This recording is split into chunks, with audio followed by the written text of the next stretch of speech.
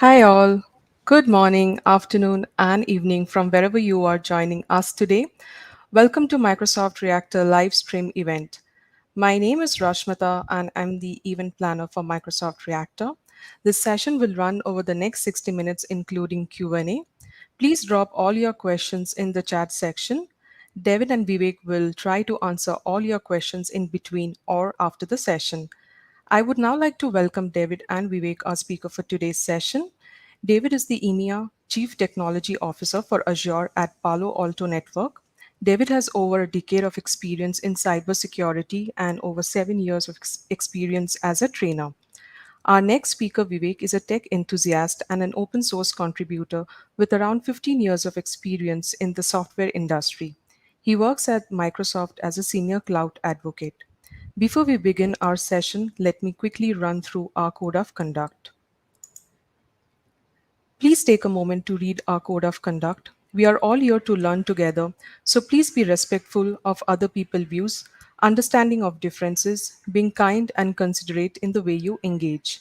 The chat will be open throughout, and we do encourage you all to participate. But for now, I will hand over to Vivek to begin the session. Over to you, Vivek. Hey Rashmita, thank you. Thank you for the introduction. Hey all, welcome to the show. I'm Vivek, Senior Cloud Advocate from Cloud and AI Engineering from Microsoft. And I have David with me. Hello, David. How are you? How was your weekend? Hello, Vivek. How you doing? Yeah, weekend was good. It was busy for me, unfortunately, but it was a good weekend. The weather in the UK was surprisingly good, so I can't complain too much.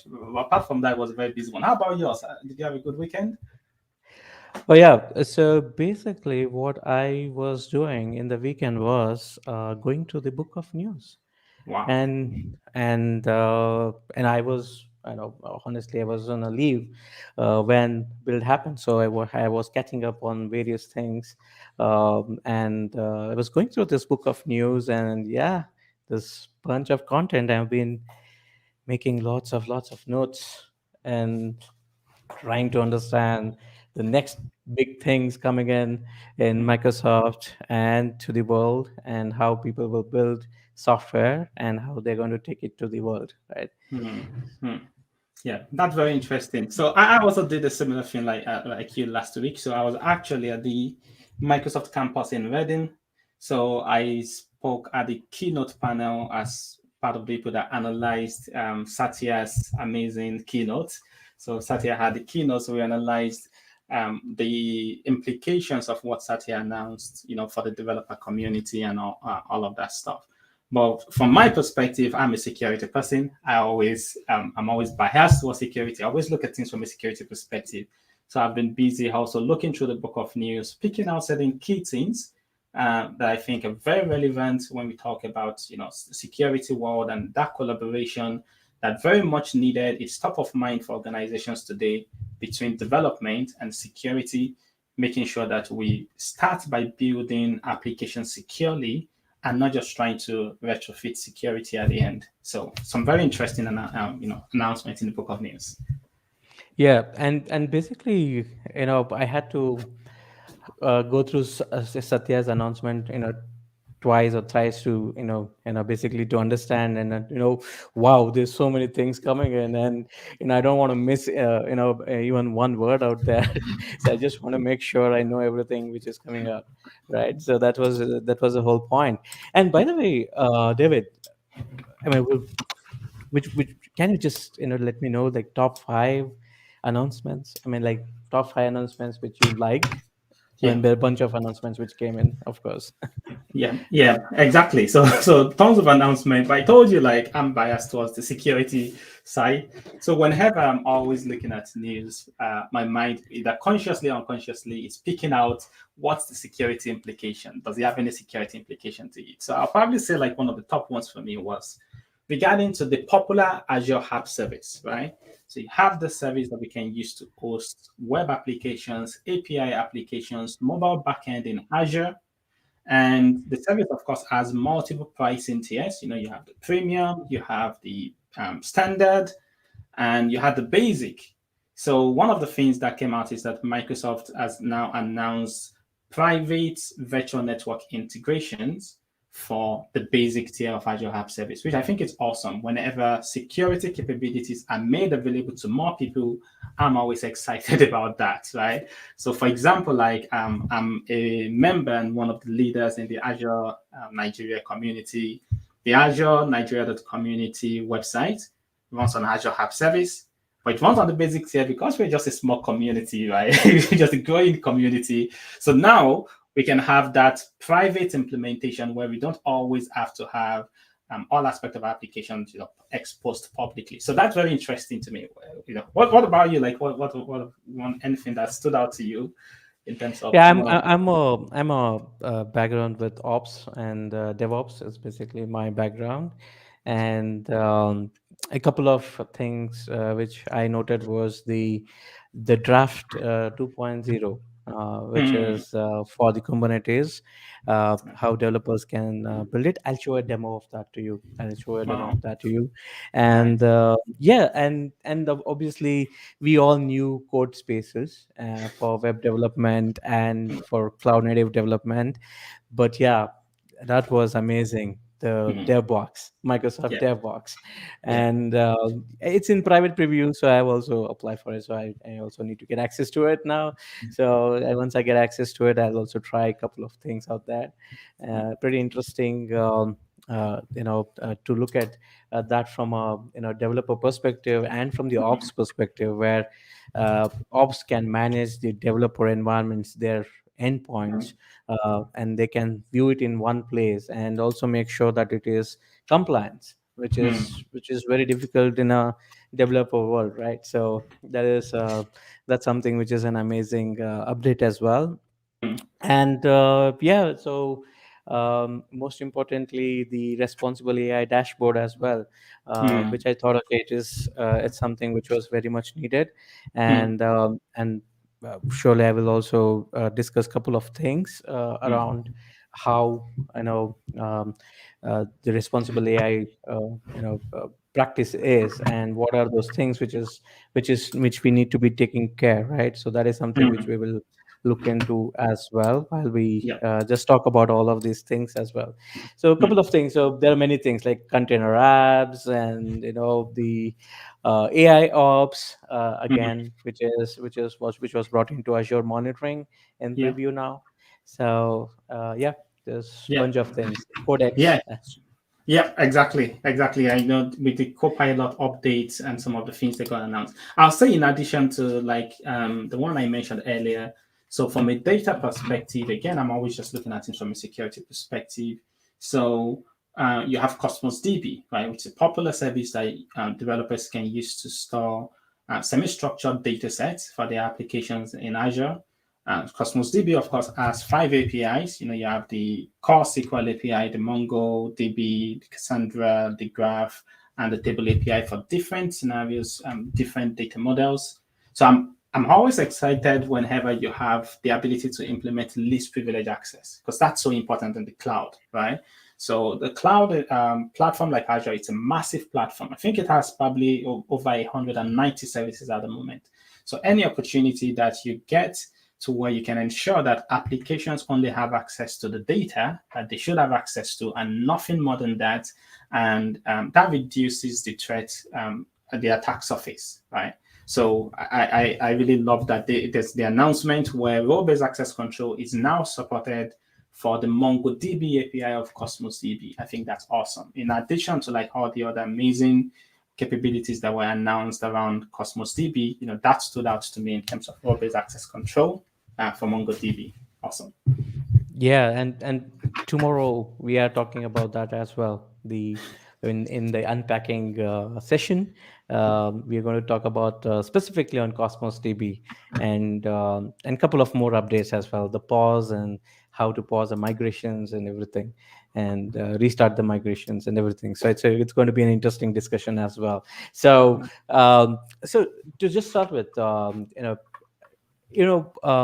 was going through the code spaces, Hmm, and I read an amazing blog, hmm, how, um, I think this is the one. engineering team blog. Yeah. So you can see this, right? So Yes. this blog talks about how GitHub actually used code spaces and how exactly they were able to reduce the time for building the developer environment, Mm, and what were the challenges they had. And they had a one single repo with GitHub code base completely on that repo, and how they managed to come out of that, right? Bringing in a dev box, basically to, like, it was taking somewhere around 45 minutes for them to bootstrap it, mm, and to get it up and running, get it up and running for them. yeah. And that's interesting. So it used to break all the time because there's a lot of code changes which is going Mm, in, and that's what it's been scripted here, how it breaks and how they used to fix it, and what were the challenges they were fixing and everything.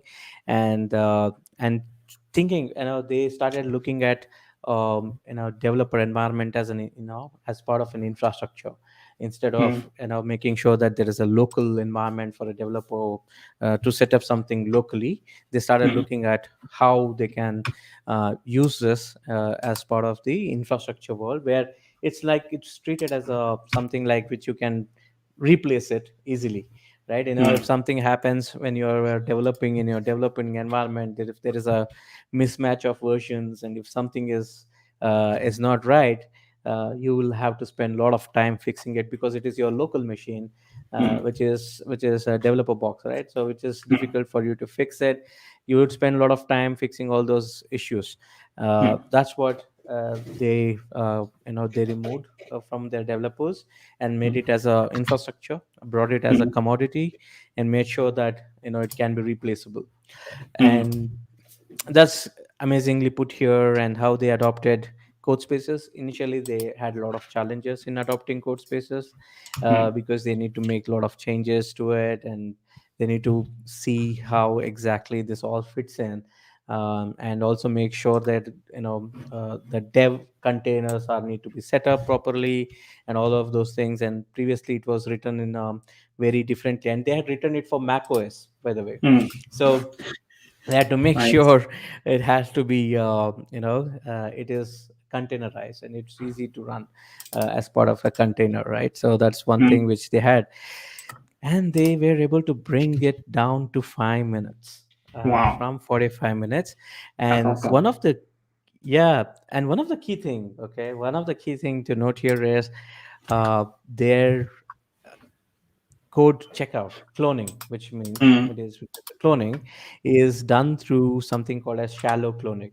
So mm, they clone only those changes which were made in that point of time, and then rest of the code comes in. So that's how it is, it's been done, and you have the code spaces ready. And mm, whenever you're going back and opening it, it only makes sure it syncs the changes which has been done, instead of going through the everything, right? yeah. So that's what it has done, and that's what they have done it here. And they have reduced from 5 minutes to 10 seconds now. Wow. That is awesome. That is so that is so awesome.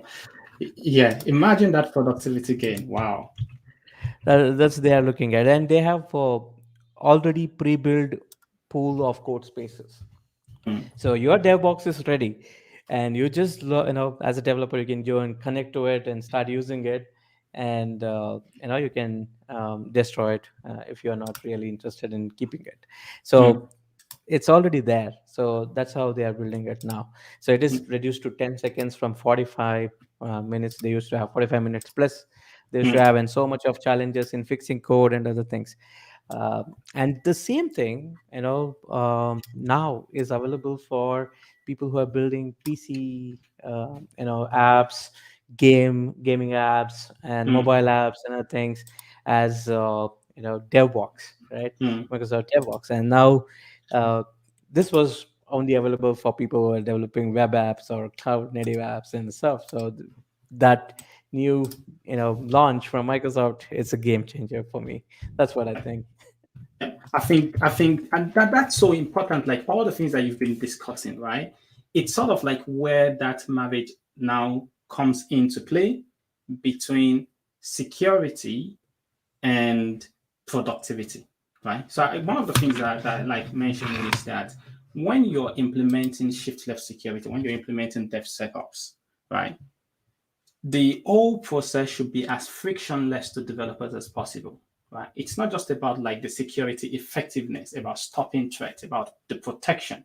If you have the protection and it's not usable, most likely developers would not use it, right? Right? Because it has an impact on their productivity, and developers are always concerned about getting the code out as quickly as possible. So it has to be usable. And this allows, like you said, like with DevBox, that allows administrators to be able to implement the compliance that's important for organizations, right? Implement the key security checks that they need to implement for organization while delivering this level of productivity gain, right? So people are able to like use that. I mean, one of my own favorite things whenever I'm using that. So maybe let me bring up my screen. Very quickly here. One of my own favorite thing with GitHub code spaces is that wherever I go, I'm able to take the security tools or the tools that I use for my security assessments can go with me wherever I go. So, and it's the same to like any developer that's out there. So I'll bring up my screen very quickly and I'll share this. Let's go to, Can you just show me how you can set up, I mean, run through the uh, security tools with code spaces, which I haven't done that before. oh, okay. But So yeah. So it's a very interesting one because actually it's not really like about the tools because behind the scene, what is powering these are the same tools that developers are used to. It's powered by Visual Studio Code, which means you can have your Visual Studio Code extensions that follows you everywhere you go to. Whatever your favorite extension is that you're using follows you wherever you go to. So for example, whenever I'm authoring things like ARM templates, which I use a lot when I'm deploying things into Azure, or whenever I'm authoring like maybe Kubernetes manifest files, which in this case is for a .NET application, you know, and maybe I want to deploy some things. I like using this tool, which is an open source tool called Chekhov.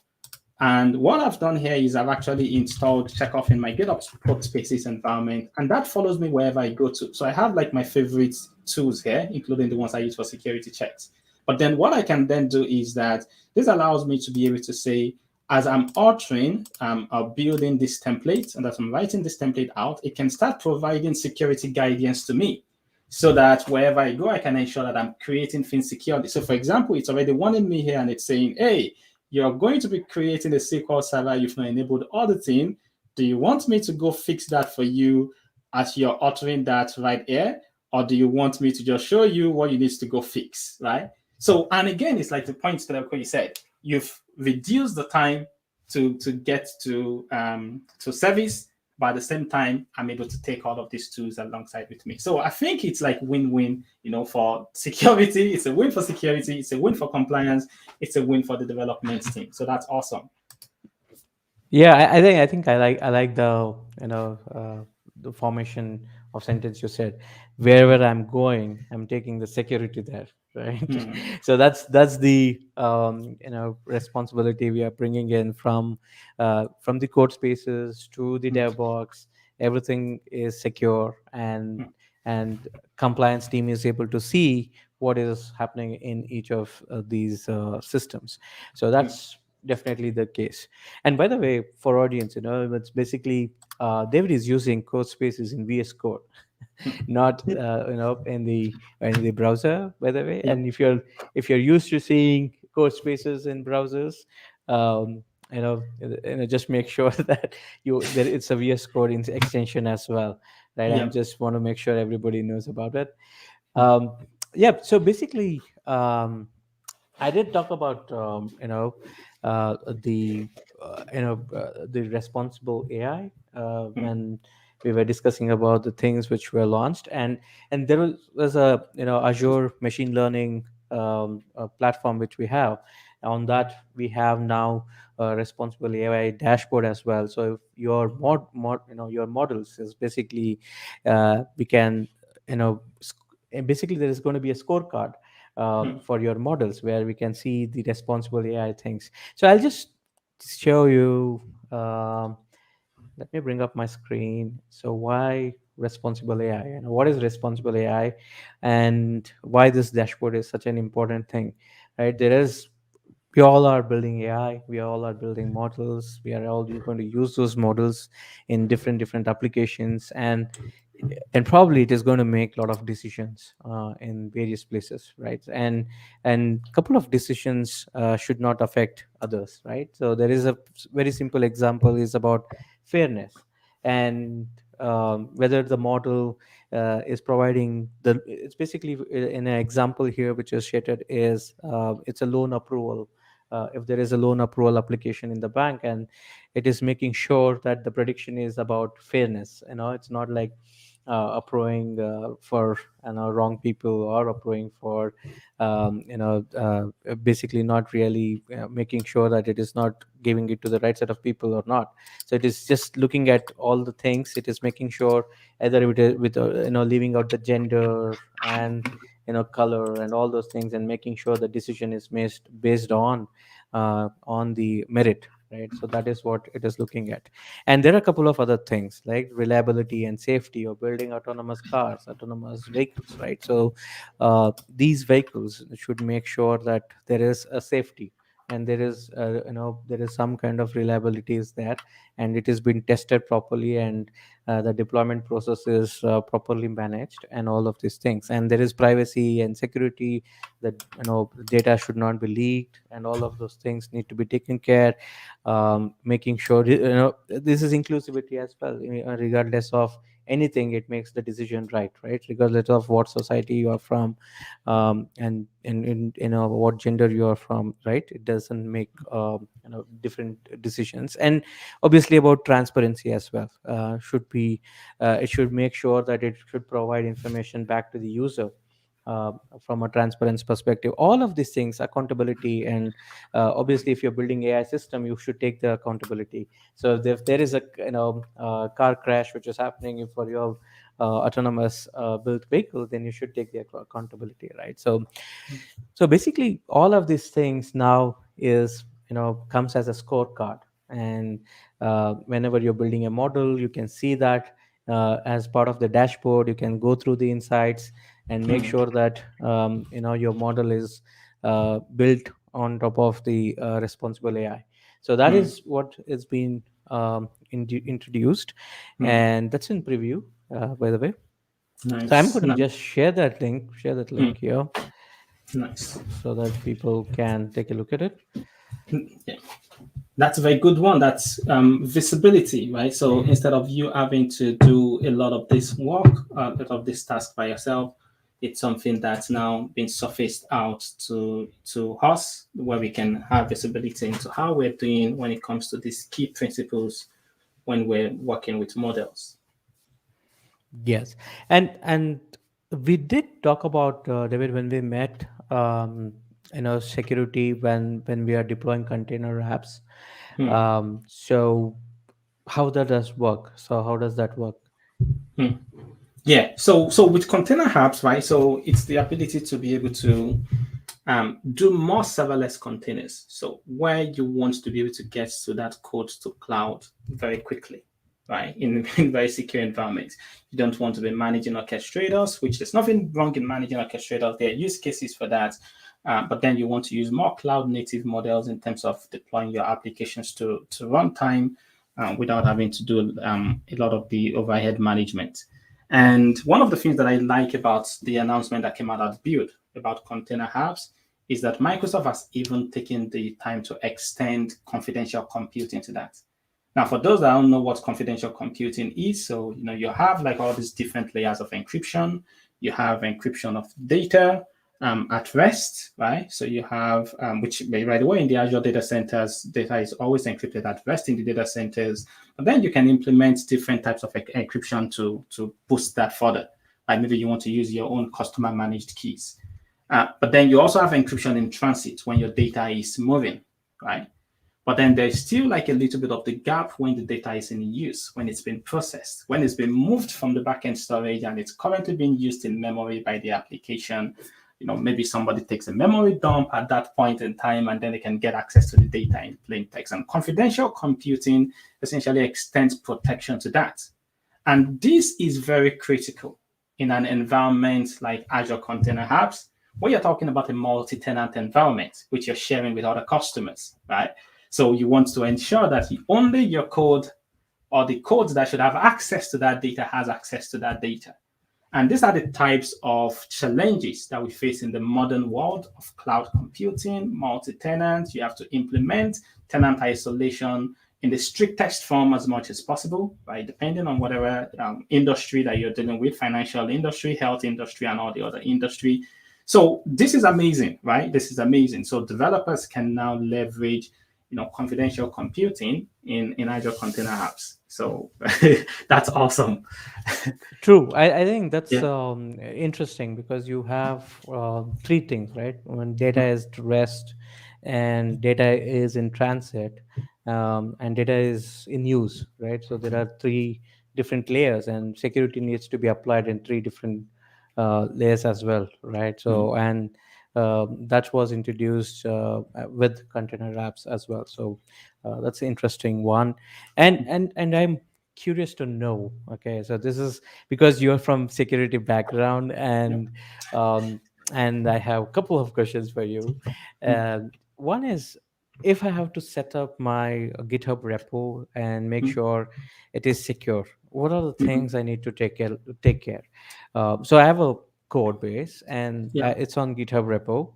Yeah. What all things I need to do to make sure it is secure, and the code which I'm writing is secure, and how does it work?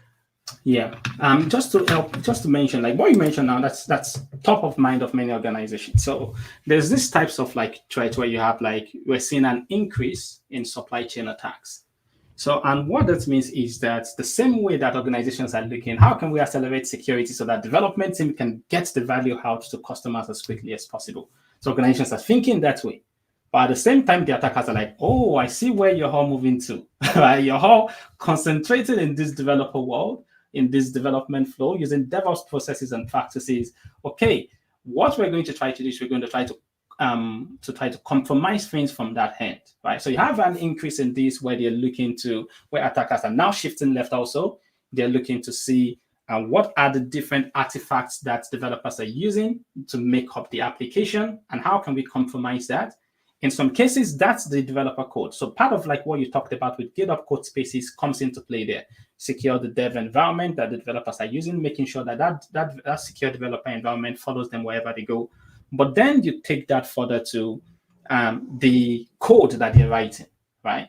The code that you're writing, making sure that those code are written securely, they're using secure patterns, right? And that is where like capabilities like GitHub Advanced Security can come in. So I can see you right now in GitHub. So just right there where you have like the security tab, you have GitHub Advanced Security there.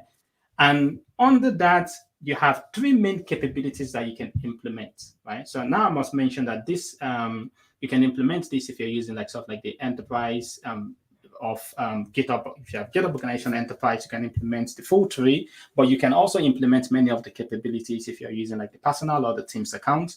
So, but you've got like, first of all, you have the code scanning, right? So you have the code scanning, which essentially is going to look at your code. So for example, let's say your application is going to be taking data inputs, right? It's going to be looking and tracing that data inputs to see what exactly does this have? Is this being implemented in a way that's insecure, right? So, and it's going to trace that and it's going to flag that out to you. So you're looking at that. But like we know in the modern world, it's not just about our code. It's not just about what I'm writing. I think I have like the stats somewhere. I think maybe about, let me check, about 90% or greater than 90% of repositories, they use open source dependencies. Now that's powerful. That means majority of the code they were shipping is not our code. So now I have to worry about what are these open source codes that the developers are using. So that's where the dependencies comes in. And GitHub Advanced Security has this capability called supply chain security, which looks at those types of dependencies. But then you get into complications with that, right? You get into not only the packages that I'm using in my code, but the dependencies of those packages. You have transitive dependencies, dependencies of dependencies, right? Which I think like there's about 93% of like NPM packages have other dependencies that they use, that now you have to be worried about how do I trust all of this stuff. So things can get a little complicated, but this can make it much more easier. And then you have like the secrets. Wow. I'm going to show something about secrets. We'll talk about OpenID Connect later, but we have the secrets. That is so important, right? So there was like an attack, for example, Vivek, that happened to an organization that I'm not going to name. And the entry point was to compromise the developer system.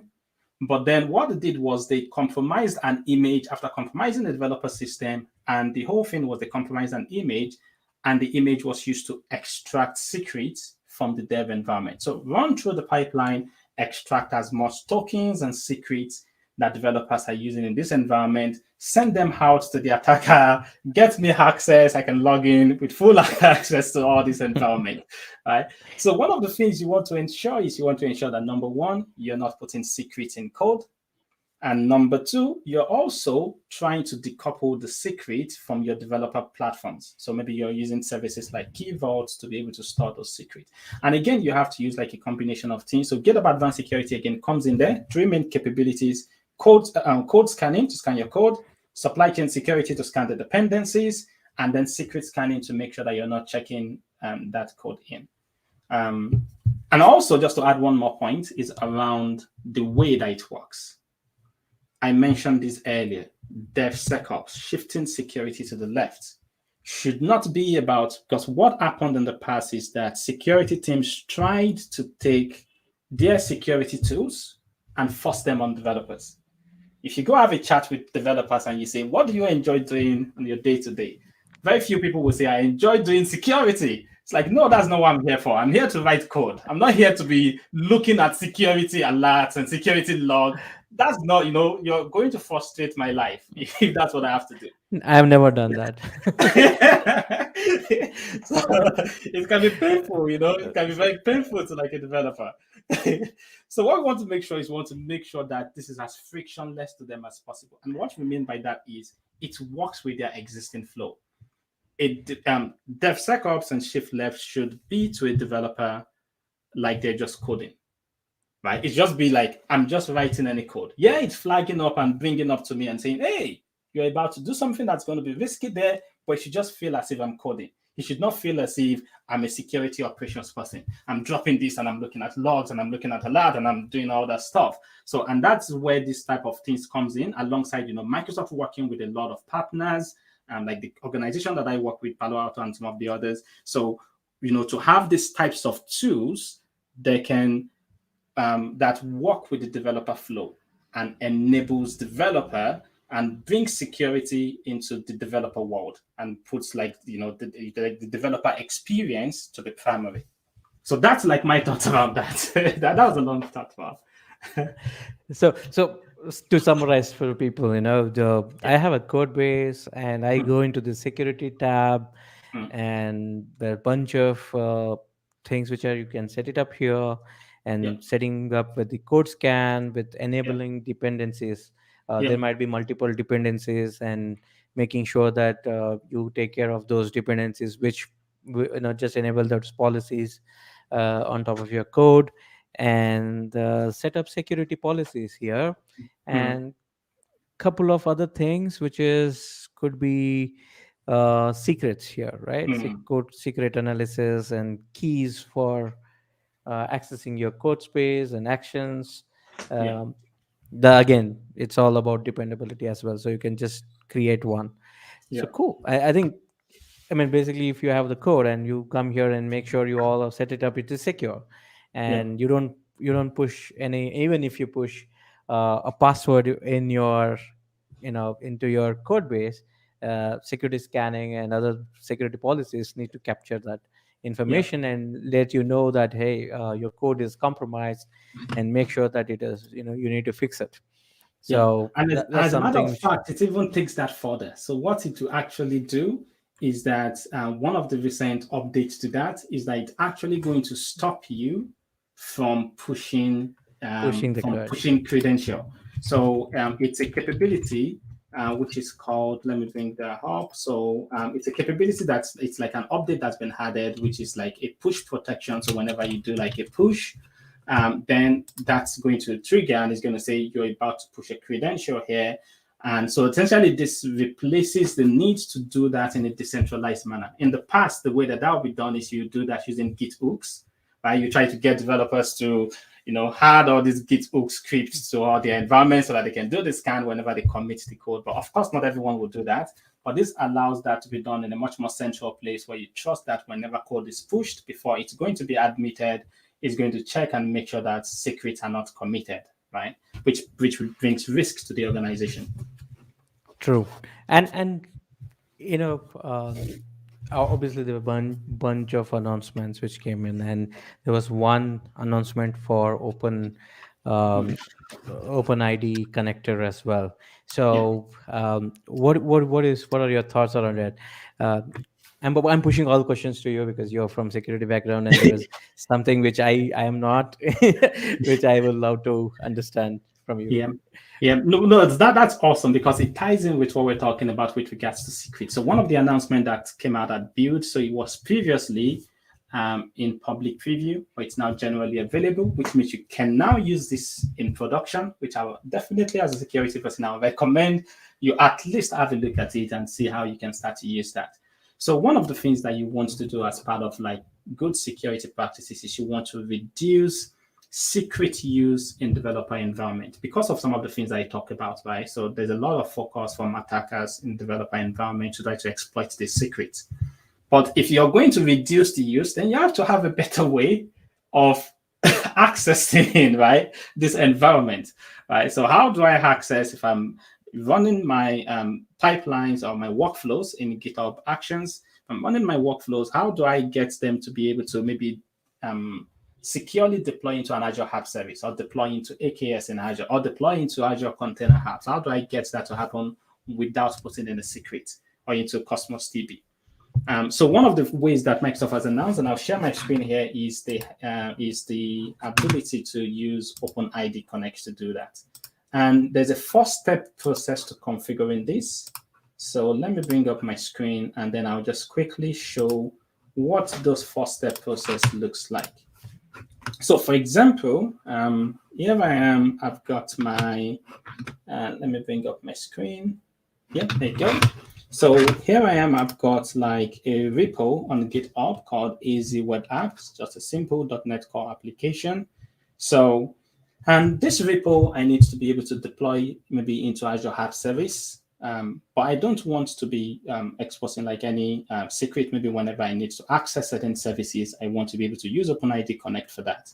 So what I've done is, first of all, I've gone into Azure AD, and in Azure AD, I've registered an application. So just doing like a normal application registration. So you could register an application, you create a service principal. So I've created one called GH Apps, which stands for GitHub App. And after registering that, then you need to create something called a federated credential.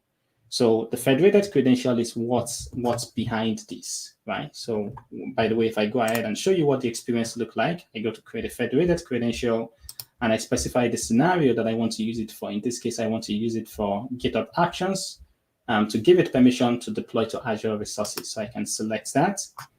And you can see that it's automatically specified the issuer, which is tokens.actions.githubusercontent.com. You can specify your GitHub organization name, or if you're using a personal account, you can specify your account name there also. So I specified my account name in there. So my account name being David Okeyode. So then you can specify the repository name. In this case, my repository name that you saw earlier, which is AZ Web App. So then the entity type. So this is what will be used to populate the subject field in the token that will be issued. So I can specify that whether to be environment, branch, pull request, or tag. So if I specify it as branch, then I need to specify what that value would be. So that will be my main branch. I can specify that. And then I can specify some information about the credential. What will be the identity for the environment that will be obtaining this token? So I can call that whatever I want to call it, but you cannot change it later as it's referenced here. So in this case, maybe I want to call mine AZ Web App Deploy. And it must be unique because I already have one called by exactly that name. So I went through this process and I created a federated credential. So when I created the federated credential here, then that's step number two. Step number three is I have to now go add the other items that will be needed for the authentication. So if I go on the settings in my GitHub repo, and then if I go to under secrets, and under secrets, if I go to under, in this particular case, I'm using this for GitHub Actions. If I go to under Actions, I've added 3 secrets for the client ID, the subscription ID, and the tenant ID. Now, one of the things that you notice is that I did not need to go generate a key, which I would need to do if I'm not using OpenID Connect. So I didn't need to generate a key. I'm just adding essentially basic information like the app ID, subscription ID, and tenant ID. And now these are the only thing that I need to provide in my GitHub action when I'm implementing that, which I did implement one earlier. So if I go to show an example of one that I implemented earlier to you. So let me go to the repo and let me show you what the workflow looks like. So let's go to GitHub workflows. And if I go to that workflow, and I'll maximize this a little bit to show you what that looks like. So in this case, I'm using the Azure login action is what I'm using in this case. So that's the Azure login action that I'm using here. And now when I'm going to be authenticating to Azure to obtain the token, the OAuth2 token that I can use to make calls from GitHub Actions, I specify my secret, my client ID, my tenant ID, and my subscription ID. Nowhere do I have to specify any secret. So now that's now been removed from this developer environment. Now it's going to leverage OpenID Connect to securely authenticate, use the federated token to authenticate and obtain the OAuth token securely. So, and that's what I've done there. So, and that's essentially how you implement that. So once now you've authenticated using the federated token, then you can go ahead and perform actions against your Azure environment like you would. So essentially this has now brought that seamless capability even much more closer between GitHub and Azure. And if you have a look at the example that when I ran this earlier, if I go to under actions, if I go to under the example that I ran earlier, so, and by the way, I could also run it again. I'll show you the example that I ran earlier. You see that when it got to that task, right? So when it got to that Azure login task that I'm using, and when it's doing like the authentication, you see that it obtained the federated token securely, and then it used that to authenticate. And again, all that's encrypted, all that's secure. And then it used that to authenticate. And then once the login is successful to that, and then I can do this. So essentially, this is sort of like a streamlined way, similar to like what you say with managed identity, for example, on Azure, right? So where you don't have to, leave the token and the secrets to us. That's much more difficult for you to manage that. You have a lot of things to think about. You're thinking about your application, delivering value to your users. Again, I told you, I mentioned that earlier, Vivek. Developers don't like when you say you've got to start doing some security tasks. They're like, no, so let's forget about that. Focus on your code, focus on value to the customers, and that's it. Move that user story to the end. Move that user story to the end. Yeah, exactly. It's like boom. I'll get to it later, and then it's like, oh, we're chasing them, security team, like we're chasing them, and all that stuff. Yeah. So I really love it. We didn't copy anywhere a password or anything. It was just Azure connecting to GitHub through a federation token. Once it is done, it is all set, and automatically those IDs are there in the code spaces added to it, and we can just make use of it. By the way, I used the same thing when I was just running the draft, and I'll just show you how. Yeah, you know what? I love to see draft because that's like a very interesting announcement. That's super interesting. So I would love to see like what what I tried was, I mean, draft is not a new thing. It was there before. This is 2.0 with GitHub, and a lot of capabilities being added. So it's like a reboot to the open source project. So there is a reboot which has happened, and I'm pretty much interested in this particular demo today because it is exciting. I did run it for Python actually. I did write a simple code, and I did run draft. So what is draft? So people from Kubernetes background, you would know that you have a code, and let me show you. Go. You have a code, and you need to Dockerize it.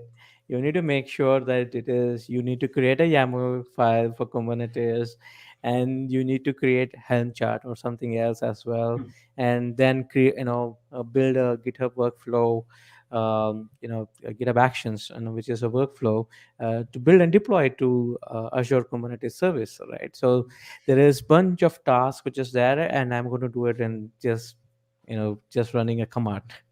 So Nice. all of these things, it's a simple command, and this is a simple code which is there. It's a hello world code, simple code which we have.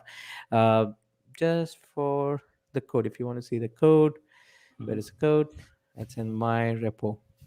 Let me show this example repo. So just notice that there is nothing in the repo as of now. And there you go. This is the code. It's a Mm. simple code which is like hello world, I'm Golang. Mm. And all I have to do is to package this as a Docker file and deploy it into the GitHub Actions, right? So I did Mm. use a draft for that. And to use draft, uh, there is help, a bunch of commands available out there. You can create, generate workflow. This is for GitHub workflow and setting up. This is where I did set up the Wow. Wow. the OpenID Yep. connector, right? So I did set up this, but it was amazing because it was so easy for me to get Mm. started with that. And I see that all the IDs being created in the GitHub secrets, Mm. and I didn't need to copy anything. Nothing Wow. is, and even nothing is displayed here, right? So I didn't even know that it got created there, right? It's Wow. a simple way to set it up. Let's see how to create one, right? So let me go and draft create. So I have the code base. It is detecting which language I'm using, Mm. which is Go, which is true. And it says you want to create Docker file. What is the port you want to expose? I'll say 8080, something like that. And then we found deployment files in the directory. Would you like to do it? Yes. And what kind of Mm. deployment you're looking for, whether you Mm. want a Helm or you want to go for a manifest file, which is the YAML files. Mm. I mean, it's so easy, right? Yep. People who don't like YAML, here it is. Draft is here for you, right? Yep.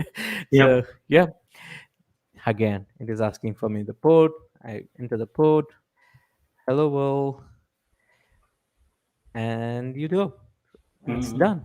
So now Wow. we see there are different files which has been Wow. created. That's Now if I awesome. just go and say docker cat, my docker um, docker file is ready, and I'm Mm. able to build this and start using it. Nice. It's not that this was not available. If you had VS Code extension, you go there Mm. and click a couple of buttons and you are able to create this file. But it's just Yes. that it's all coming together Mm. as part of an open source project, and I can Yeah. create it together, right? And even if I Mm. go to uh, manifest, Mm. so I can see YAMLs out there as Yep. well. Nice. So YAML Awesome. is also ready. So Yeah. it's ready for me to deploy now. So Mm. everything is ready. So all Mm. I need to do now is to set up. Most important thing which we discussed is to set it up, right? Mm. So we're going to use this command, Mm. and we are going to run draft setup. I will ask you which cloud, and Mm. I'm Azure. App registration name, hello, name I gave. Um, Nice. Now it is not running. I don't know why it's stuck. Or is it my internet or what it is? I don't know. Or it's, oh, But it yeah, might be. yeah, Oh yeah, yeah. it's Just took checking a while. my. Yep. I made sure that I Mm. go and pray the demo gods today Mm, so that nothing happened. So hopefully it will all work. So draft. I have a repo which is like draft examples. mm, So I'm just so this is how it sets out. So mm, simple. It's mm, setting up my GitHub. You know, uh, OpenID mm, connector through connector. App yeah, already exists. Oh, sir, I already have the app. So mm, we need to rerun this. Yes, app name is hello vs demo, and it will again verify for my correct mm, group name. I have a dapper, so it's that. It's for draft example. So this is where it set it up, and I need GitHub CLI for this. And yeah, once I have GitHub CLI, once I have logged in to GitHub, uh, my Azure and uh, GitHub OpenID connector just mm, works, nice. and so That's simple. awesome. That's awesome. And then you can just easily take like your deployment file. You can easily go push that out. And I'm even thinking that, if you're using something like GitHub Code Spaces, you have like security tools, like maybe open source like Chekhov, where you can even do like a quick security assessment of that, make sure that it's in line with organization standards, and then all that passes, goes to like your workflow, gets deployed. No, quick way to go again, simply from code to the cloud in a few minutes. That's awesome. That's it. That's awesome. Uh, So I have done this already for the Python, Mm, so that we don't waste time looking at it. The same thing I've done. I have an app, I have requirement file. So I did run the draft. I got the Docker file ready and mm, manifest file ready and GitHub workflow as well. So mm, it's a simple command again. You can use um, the workflow draft GitHub workflow command, mm, and it just runs. So here a couple of things you need to give, which is your registry name, container name is basically okay. Let's give it a name, and please enter cluster. Okay, cluster group, mm, cluster name. Give show. I mean, it is ready, all mm, set. So all I need to do is to push this code, push whatever been generated here, because everything is available here. So I mm, just need to push this code, and once I push this code, if I go to GitHub status, you can see that it has mm, generated all the things here. mm. So That's all I awesome. need to just add it and commit with code and push. Oh, so let's see. Let's see for our example itself. Let's go to go. Now you have GitHub, everything is here, Mm, and workflow is here. And mm, interesting, very interesting one, the workflow. mm. The workflow is ready. Nice. Nice. GitHub, GitHub workflow is ready. All I need to go is to run this action. Code is up and running. Build is up and running. And It's that's on the all. registry. Done. That's awesome. That's super, super awesome. That's super awesome. Wow, that's really amazing. Again, you just see like the move at which the pace at which we're going to be delivering code.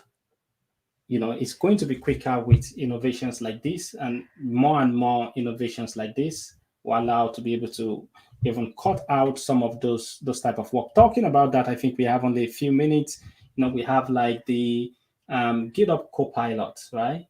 So amazing updates to that, and being able to start testing. Is that something that you've been able to get your hands on to be able to test at all, to be able to see how that works Yes, with the Copilot? I keep trying couple of things, Mm, and it is pretty interesting, and I keep getting those codes. But what's mm, interesting in the build is that it is able to create comments, mm, and interesting is as a layman developer in Go language and Mm, getting beginner in Go language, mm, I can go back and understand the code base with the comments which it's generating. So now you mm, can generate comments for the code which you have written. mm. Previously, what you used to have is code which you have written. I mean, comments which you have written. We used to get code, but now you can also the other way around. So which is Mm. really good because it enables all the developers and for it enables all the beginners as well to go back and read about all of these things as well. So a pretty interesting one. You have any demo for that, Oh David? no, no, not at I all. have. Don't have I any have. at the I have. moment. Yeah, I mean, we can just try it one. We can yeah. just try PDF to. I have a simple Python Mm, um, file. Let's see. PDF underscore file. I'm just trying to see if there is a way to convert PDF to. Does it show up something? It's showing me some.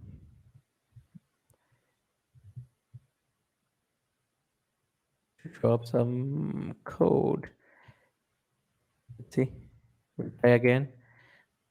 The GitHub Copilot is running.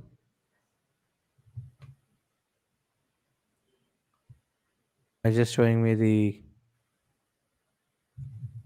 mm. quotes. Anyways, I don't have the demo Yeah, ready for this. There are a couple of yeah. things which you can do. Okay, it is showing now some code which is coming up. I see. Yeah.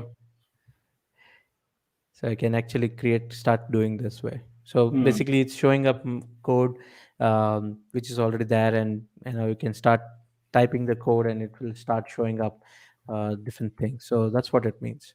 That's awesome. That's awesome. So yeah, for me, I think it's been good so far. Again, for me, if I'm going to advise people, I'll say some of the key things that I find interesting. Security ones, I'll say they're worth looking into. They're definitely worth looking into. If you're using Cosmos DB, check out role-based access control. You're using Azure App Service. If you're using Basic Tier, check whether you can do the private option now. If you're using GitHub Codespaces, check to make sure that you have your security tool sets also set up in the environment so they follow you wherever you go. Um, if you're using GitHub, make sure that you start to think about transitioning away from using secrets to start using OpenID Connect to get a much more secure environment with reduced attack surface for your organization. So it's an awesome announcement for me. Yes, I'm going to go back and try a bunch of things. The .NET 6, specifically Maui, which is there, and which became GA. Container apps with dappers and other things. So that's something which I will definitely go back and try. Draft, I've been I trying will from be last trying. two I days. will be trying draft for sure. I will be after that demo. I will definitely be checking up draft. This is something which I did not give much importance when it was there and it was launched, but now I feel it's pretty interesting because I'm able to build end to end, Mm, and it's easy for me to build demos. I'm a cloud advocate. I build a lot of demos, and this is pretty easy. Like you have the mm. Copilot, take the Copilot, write your code, package it with draft, and deploy it within the GitHub Actions, and your code is up and running, and you can just go and deliver your talks. Yep. So that's the simplest way. Yeah. Yep. Sure. Sure. So, I mean, people who are listening to us all this through, if you have any questions, just post it in the chat. We're happy to take. We still got 2 minutes, 2, 3 minutes, 5 minutes. Please, share your questions in the chat. We can take those questions. But I will definitely put the security user stories at the top now because there's so many things I learned. Yeah. Um, while we're discussing with you, not just now but previously as well, Yeah. whatever we were discussing. So yeah, I think Yeah. it's a very pretty interesting one to do. It's interesting that, yeah, exactly. So we didn't think that security and development could play super nicely with each other. Well, but DevOps made it happen. DevOps made it happen. Finally, we're all collaborating nicely, and we're all, building tools and understanding each other and understanding, okay, what's your experience like. We're going to build tools that's going to work with your experience. And, you don't worry, you're not going to be a security operations person. You're going to be a developer. It will feel as if you're coding. You won't even know that security is going on. So, and then, like, it's your point, and then we have visibility. Security has visibility, still has all the other stuff, still has that security at runtime, and then still able to have like the guardrails around the environment, right? From the developer to the platforms that I used to the services that I used. Again, it's amazing. It's been an amazing chat with you, Vivek. Super amazing on my Same, part. same here, David. Same here.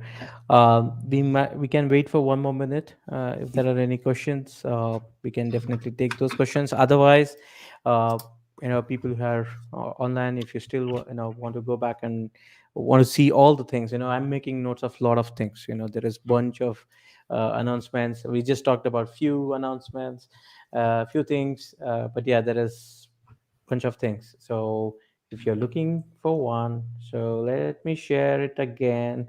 The build news, right? This Mm, is the link to the book of news, and everything we are discussing, and past event launches, everything is available out there, so you can just go and take a look at it. Some of the services which became live, which is general availability, you can take a look at that as well. Pretty interesting updates out there. So mm. yep, cool. So I guess there are no questions. So David, thank you for joining me, It's a and this was an pleasure. amazing discussion. Yeah. I learned so many stuff here, Same. and yeah, and we'll go back to the things which we plan to test it out. And Yeah. yeah, Awesome. Yeah, same. I got so many points again. Draft, I'll definitely be checking out draft. Sure. Awesome. thank you. Yeah, see you. Thank See you, you. everyone. Bye bye. Have a nice day. Bye bye. Bye bye.